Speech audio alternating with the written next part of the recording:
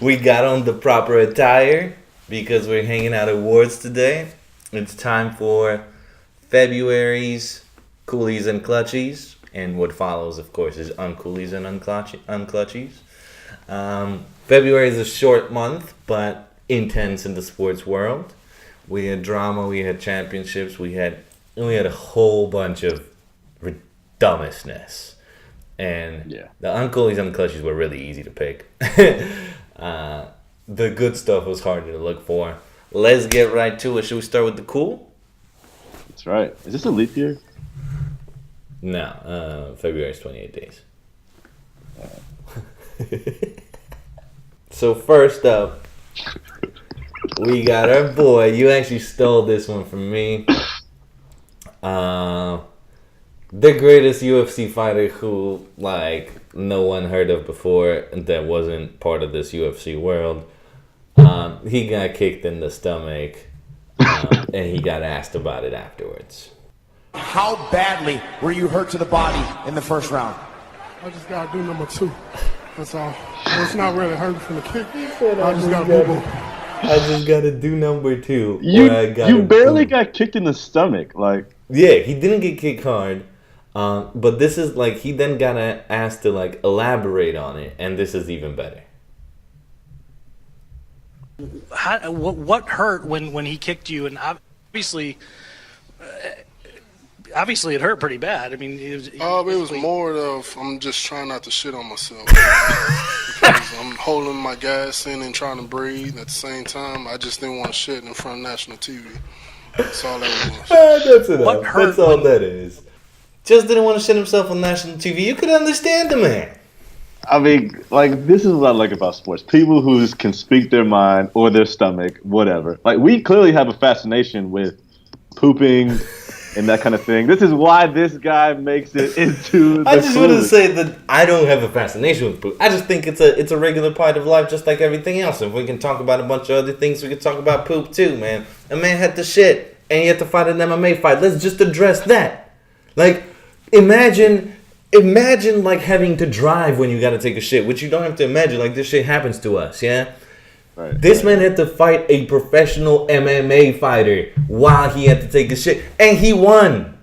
And then he talks shit about him real smooth, that guy likes to hit women. I just don't. I just think I got more heart than him, so I can beat him while I'm have a bunch of things in me. That's amazing, man. Great choice for the Coolie for February 2017. Where's Ronda Rousey's fine ass at? Just threw that in there for good measure. Oh, man. Let's see what you got, man. You gotta top that one. My cool features a bunch of people I don't like, but features a very cool feeling, I think. Yeah? Because there's certain things that I like about sports. Yeah, I like greatness. I like the feeling of unstoppable. I like the meritocracy of it, and I like that you can just be boss at shit. Mm-hmm. Tom Brady was boss of the NFL this year. For those that are not caught up, he got suspended 4 games for deflated footballs. And I think he deflated the footballs, but he was mad because they didn't have any proof. There was all kind of circumstantial evidence. He got mad at that. He felt like they were picking on him and the Patriots.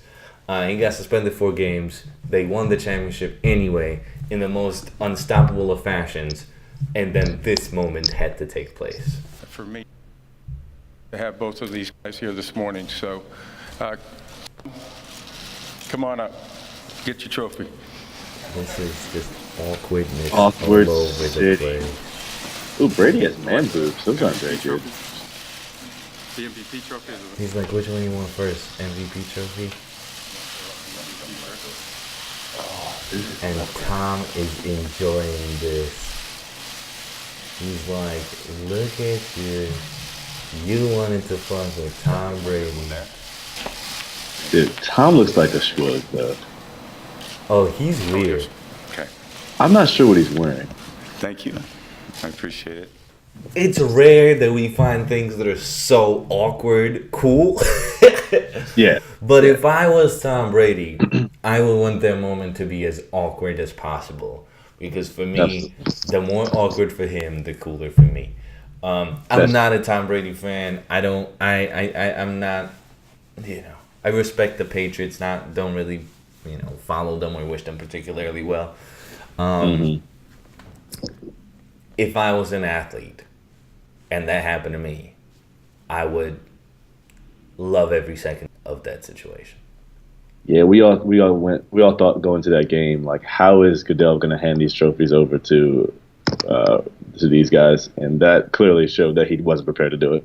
Yeah, he was just like, let me get this over with. Which one you want first, Tom? Which one you want for MVP? Yeah. All right, Yeah, come get your trophies. come get your trophies.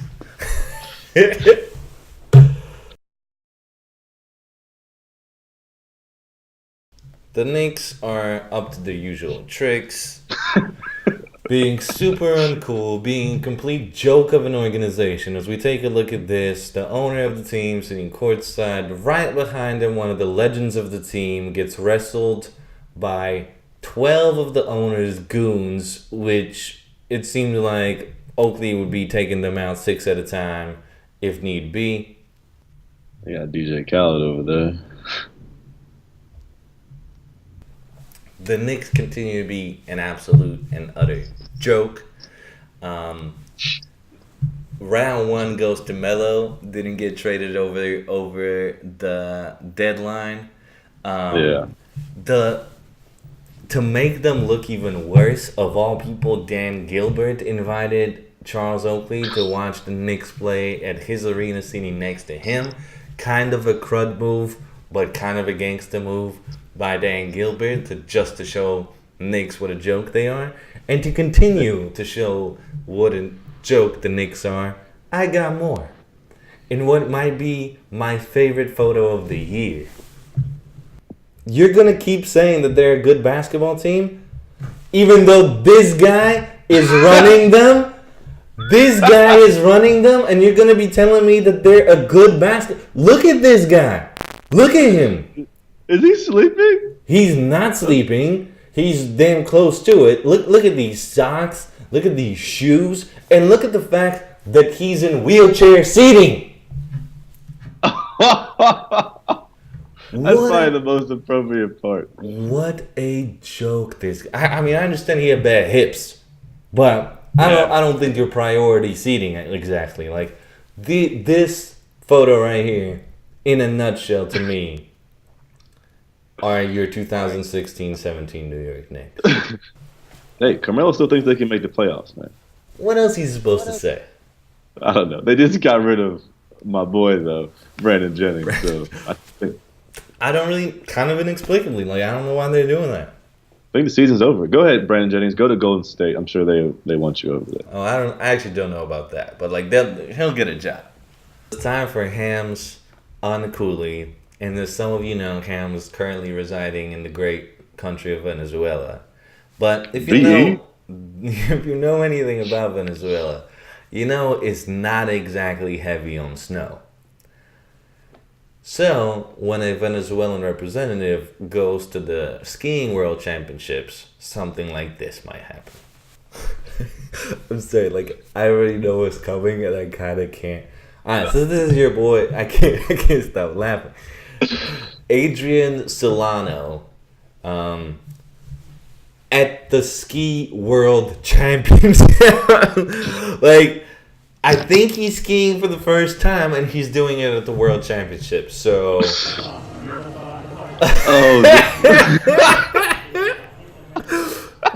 poor fucking look at him. He just sits down on this one.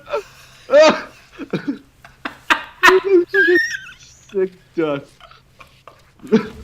There it is. Dude, this sums up Venezuela. We're going to send a guy to the World Championships of skiing, but he's never skied before on snow. He finished. Wait, so that might ask you, where has he skied? Just so much gold on this shit.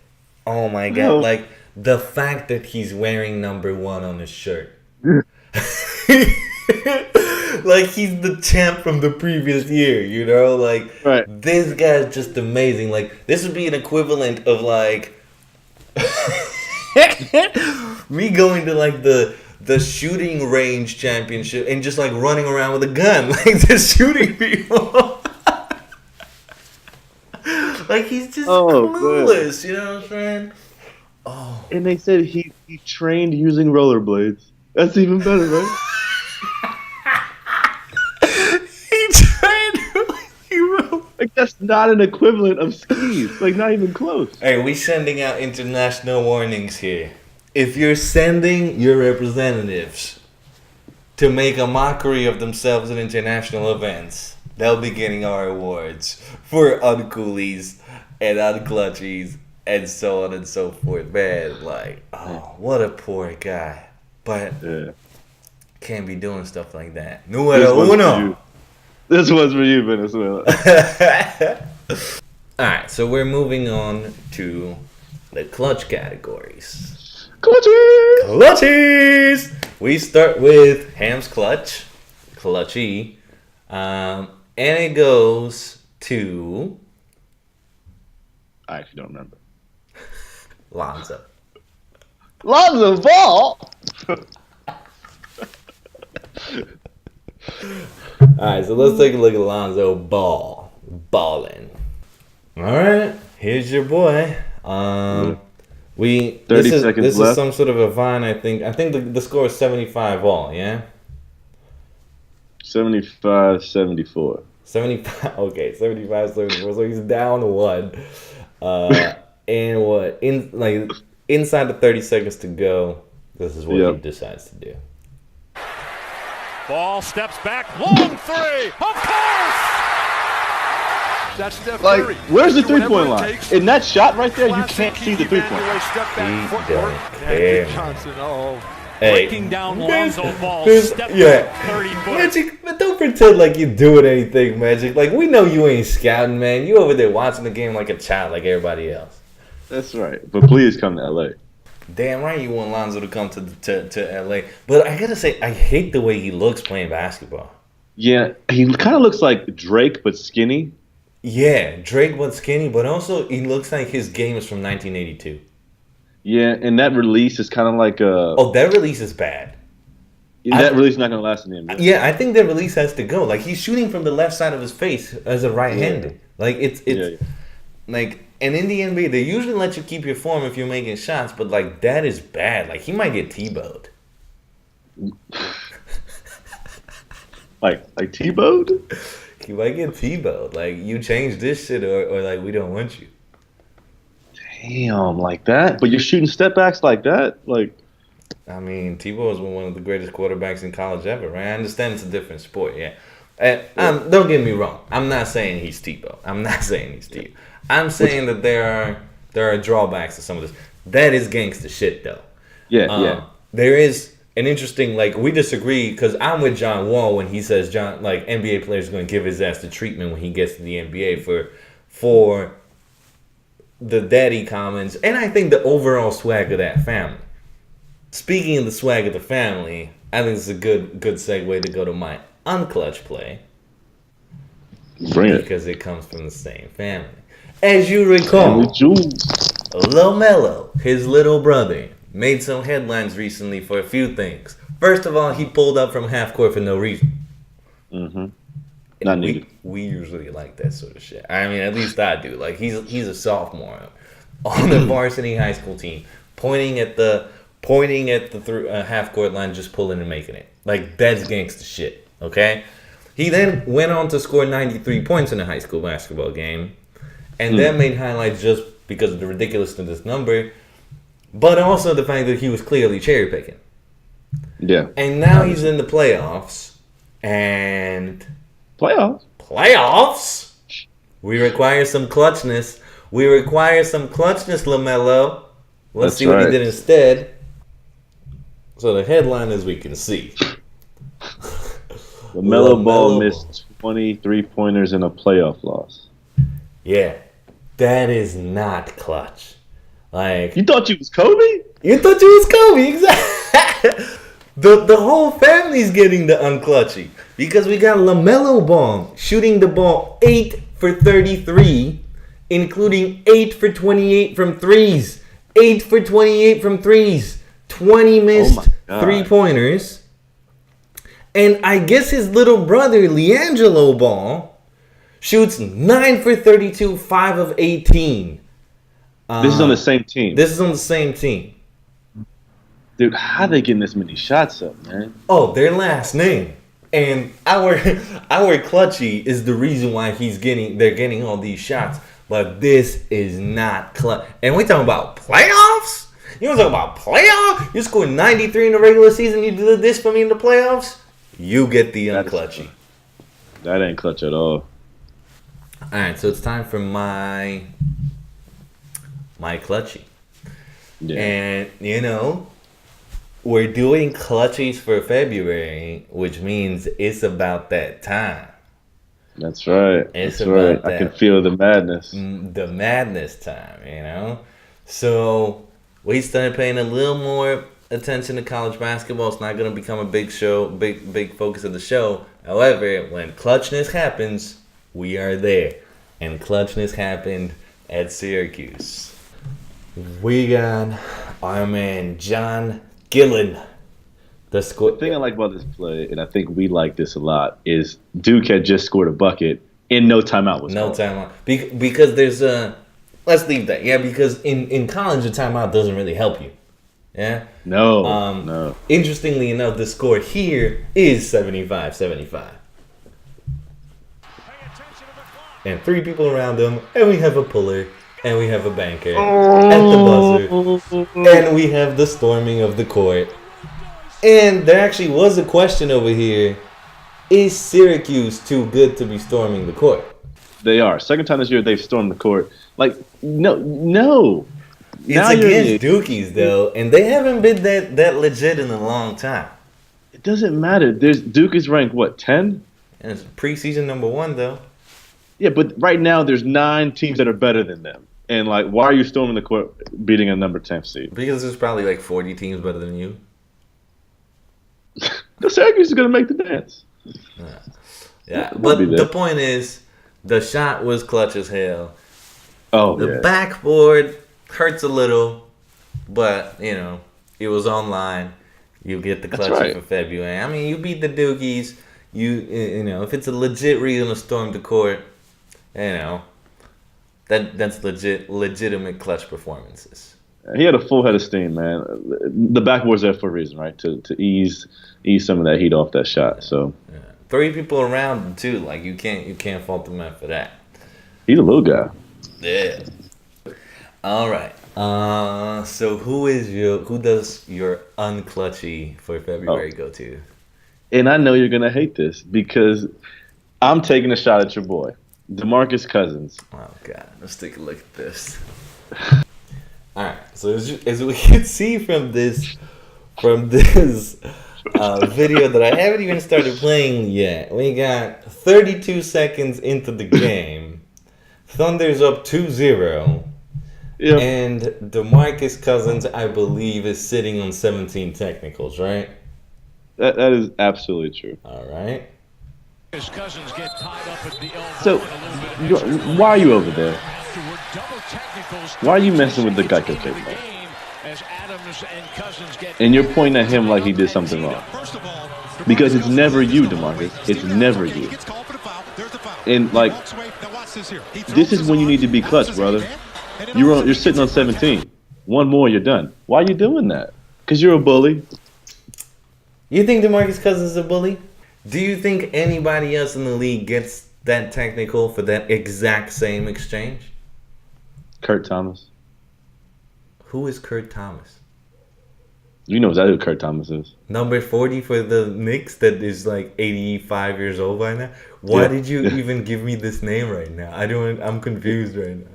That's who DeMarcus is like reminding me of. Like just getting gangly arms with people and flailing. And... Wait, I think you got the wrong. Kurt Thomas was like this cross-eyed, like quiet dude. Yep, tough guy. Look at some of those 2000 videos against the Lakers. where he's just getting in fights with dudes, like ruffling people's feathers. Kurt Thomas, like number of technicals.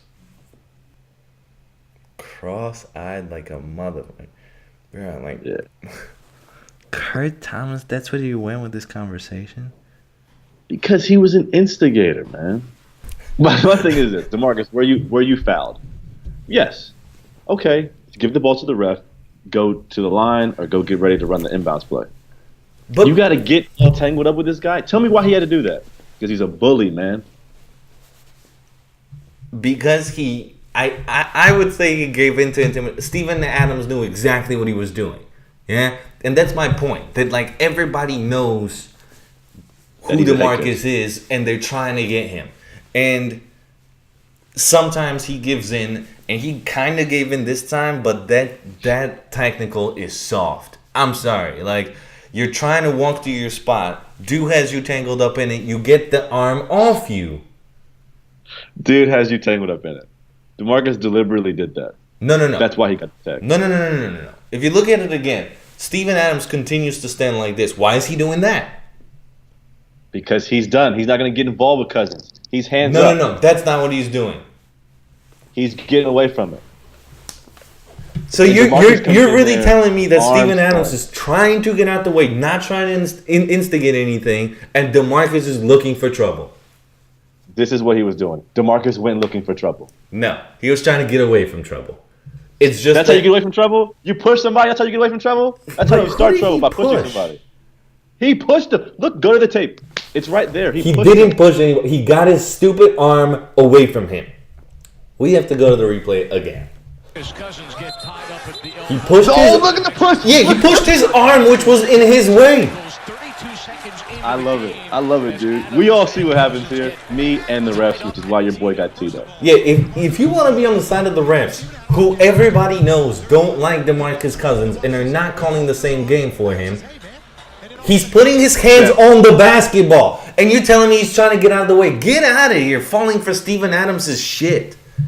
Yeah, DeMarcus fell for it. That's why he got teed up. Yeah. That ain't a clutch performance, DeMarcus. And then you get banged on in the fourth quarter by Russell Westbrook and fouled out of the game that you guys could have won. They actually could have won that game. All right. Ham's unClutchy goes to DeMarcus Cousins because he's a hater.